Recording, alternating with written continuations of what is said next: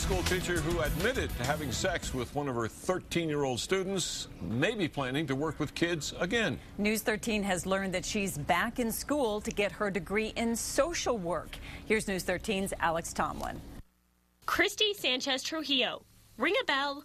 The Jimmy Carter Middle School social studies teacher was arrested in October of 2009 for having sex with a student. Police say Trujillo, who was 33 at the time, told them the 13-year-old was the best lover she's ever had. She's long been fired from APS, but now we've learned she's back in school, here at Highlands University's branch campus in Albuquerque. Turns out Sanchez Trujillo is working to get her master's in social work, a field that very often deals with kids. One of her fellow students who didn't want to go on camera says he has concerns. She had sex with a 13-year-old.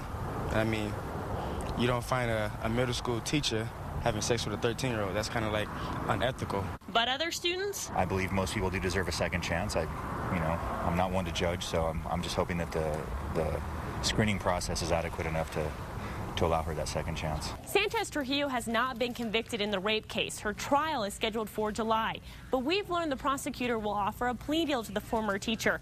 If found guilty on the charges, she could have to register as a sex offender and would be a felon. Not in this agency.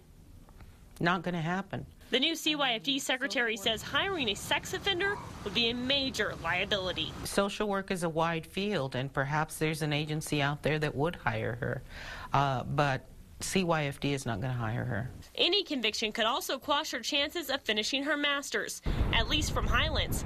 The Highlands HR department told us Sanchez Trujillo could be kicked out of school, no questions asked, if she's convicted.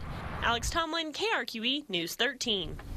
A rape conviction could keep Sanchez Trujillo from getting a license to do social work. The state agency which licenses social workers says it looks at the convictions, what they are for, and then could either deny the license, grant it, or grant it with restrictions. And